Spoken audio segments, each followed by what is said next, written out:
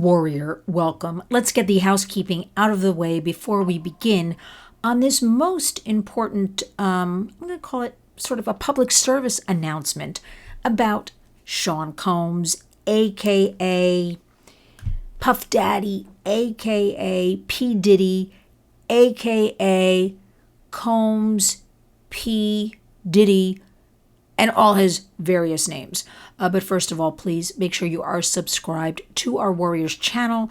Make sure you hit the little bell so you will be notified when new videos go up. And also, don't forget, you can now become a member on Lynn's Warriors for a slight fee that goes into, well, you know, everything we do. To find out when videos, you'll get your videos first, you'll get special stickers, and I still have to add to the list of some more perks for you, but please keep that in mind. We appreciate all of the support. I want to talk about Sean Combs, a.k.a. I want to make sure you know who I'm talking about, Puff Daddy P. Diddy. Is he done? Well, it sure looks like that. Back in March, the feds raided his Holmby Hills estate out in California. I almost said Long Island for a minute, forgive me. Out in California, feds don't go in, Homeland Security, they don't go in to properties unless they have what they believe to be hardcore evidence.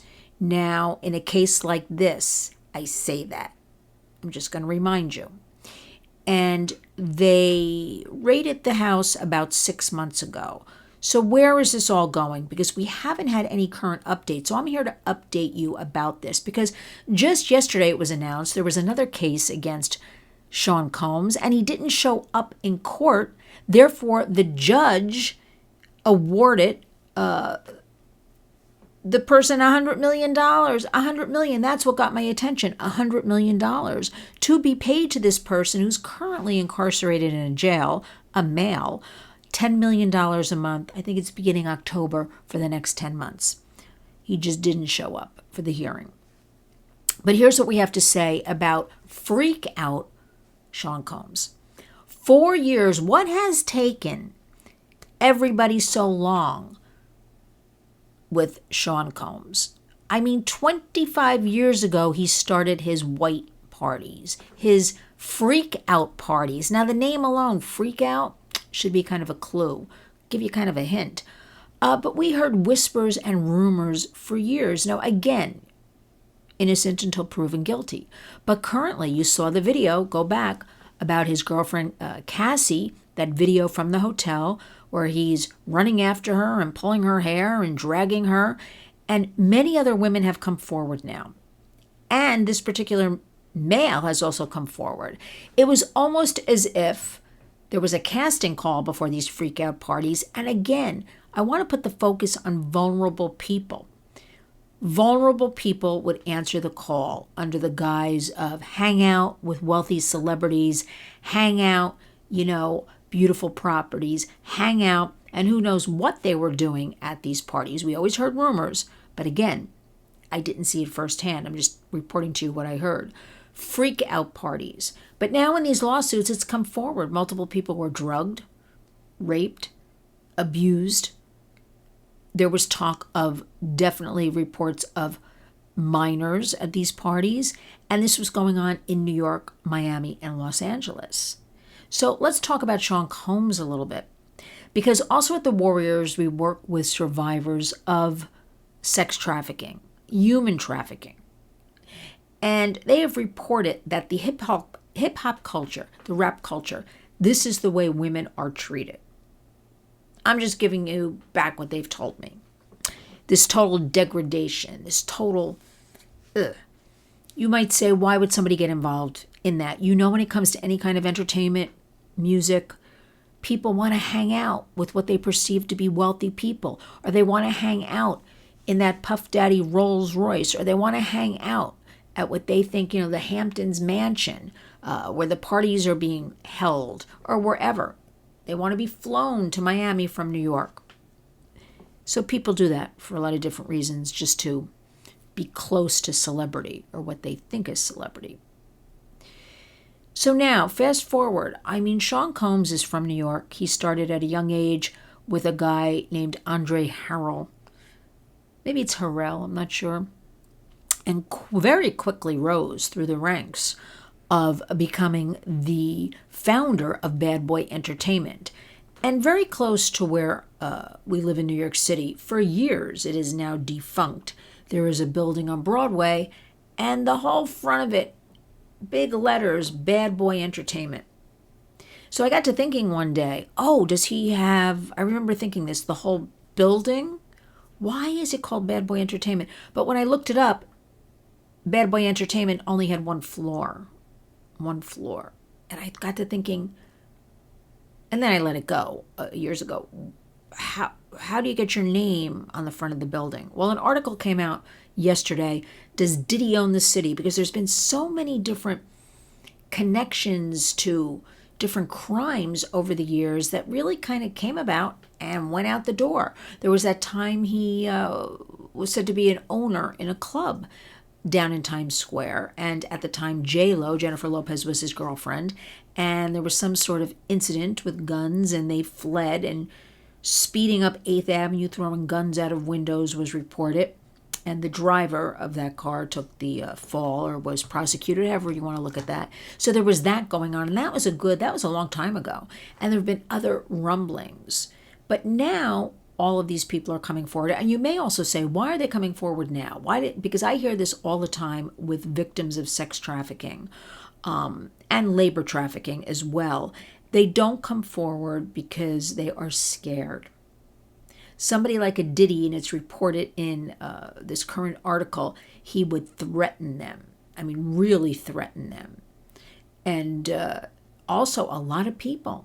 Coincidence? You look at the group of people surrounding, for instance, Kim Porter, who was the mother of a couple of his children, 3 of his children, I believe. She kind of died mysteriously. I'm not saying he did anything. Other people involved in his Bad Boy Entertainment died mysteriously, and also not at, very old ages, in their 40s and things like that. So this guy has been around. I call him a bully, terrorizing people for decades. And I have to say to you, there is not this kind of money made in the music business, and it hasn't been made for a long time, that you can own these multiple mansions, 70, 80, $100 million in places like Miami, New York, Holmby Hills, which is so exclusive out by Beverly Hills. How do you support all that? How do you pay for all of that? The water, the taxes, the garbage, I don't have to tell you. And it gets me to thinking, if the feds went in there, and we haven't heard yet, but I bet when we do hear, because they want to have a solid case to bring him to court. They want to make sure they have all this purported video evidence. There is video from that Holmby Hills house where they did take away, we know this, video equipment, video recordings, lots of things. There's also a story where a hotel in Miami, the courts have put in for, we want all on these certain years.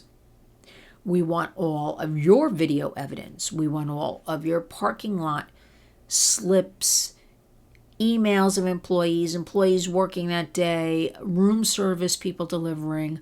So a lot going on. And that was something like spanning 2008 up. That's a lot of stuff. So we know things were going on. And I just always thought the name freakout parties and the hearing rumors is so crazy. But people do things. So I'm here to say that, in my opinion, the feds have a great case. This will be a case, in my opinion, that will be almost a criminal cartel sort of thing, where you have sex trafficking. You have labor trafficking, and I say that because if you take the definition of human trafficking, which is the use of force for coercion, if you are forcing somebody, and this isn't a lot of the lawsuits the women are reporting, forcing them to have sex, forcing them to do things for drugs, that can kind of fall under this umbrella of also labor trafficking. Definitely sex trafficking, because flying people over state lines and forcing them to have sex trafficking. And then there's talk of weapons. So there's weapon trafficking. There's lots of talk about drugs. So I see this as a big, big kind of conglomerate of evil. So did he do it? It certainly looks that way. But what I want to bring forth and end with is that this is another example of young people or vulnerable people getting involved in show business, and those who are in a position of power and money, wealth, how they take advantage, not all, but some. We hear a lot of stories. So I'm glad stories like Harvey Weinstein are coming out, stories like Sean Combs, aka Puff Daddy, P. Diddy, whatever he's going by these days, are coming out, at least as a warning to people. They don't care about you. You are nothing but a body or a product. They use you, they dispose of you. And for all these people coming out against Sean Combs, can you imagine the women and men, because there are men involved, who are not coming forward? And if these parties have been going on for 25 years, how many people are complicit in all of this? How many people, there are reports in one of Cassie's lawsuits, some of the paperwork, that that the head of Sony Records, which at the time was the parent label, I believe, for Bad Boy Records, and saw Cassie being manhandled, slapped around, punched. And everybody sat around and watched this. So again, I wasn't there. This is in the paperwork. Multiple women reporting how they saw. He didn't like the way his eggs were cooked, so he took the frying pan and threw the eggs at Cassie until she fell on the ground and started punching on her. Horrible, bullyish thing. So there's so many people complicit. So we have to separate. There are a lot of victims here, okay? A lot of people complicit in that whole business world, the recording world, the music business. You know, who's renting houses when they did these freak out parties? Car services, catering services. People see and hear a lot of things. I'll always remember a friend of ours told my husband that he was a chef, and that a lot of things went on in the kitchens, behind the scenes, kind of openly, because people were never, for some reason, they thought it was kind of a sanctuary. And I hear the same thing from friends of mine that are makeup artists in the makeup room. People talk openly and freely with a disregard for these are strangers making them up or doing their hair, and they hear so much stuff. So I leave you with, let's follow this case, because this is a case of sexual assault, Sean Combs.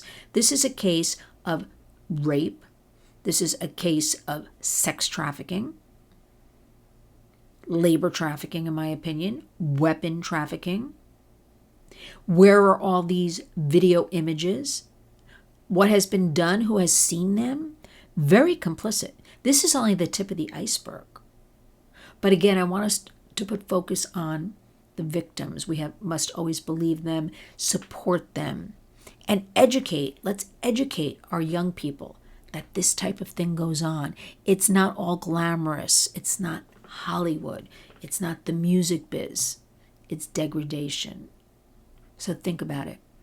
I'll put some links in the body of this video so you can read what's actually going on. We'll have a follow-up coming up, I believe, very shortly. Things are going to break forth with this story. And it's just disgusting. Disgusting. Another example of evil that has been allowed to go on for decades, because we're not having it on our Warriors Watch. We want to stop all of this by beginning to educate you and your children and your families and keep everyone safe. Please follow us, lynswarriors.org, Twitter and Facebook as well, Lynn's Warriors. And thank you. Thank you for all of your comments. Thank you for all of your donations, opportunities to volunteer. I've had a lot of people writing to me. Thank you for just retweeting, sharing a story on Facebook. Look at our Instagram. We need everybody to sign up for our Instagram account, Lynn's Warriors. We want numbers. We want to get into the algorithms. We want to leverage the internet for good, because our hashtag at the Warriors is community creates change. Remember that each and every day. We can all do something. That is what counts. I don't want to hear any of that talk. It doesn't matter. It's too big. We can't change anything. I am here to say, as I fight in Washington, for you and your families and everyone across America, you can do your part. And if that's just retweeting something I've put on the Warriors Twitter account, or you click on and follow us on Instagram, that's good enough. Every bit helps.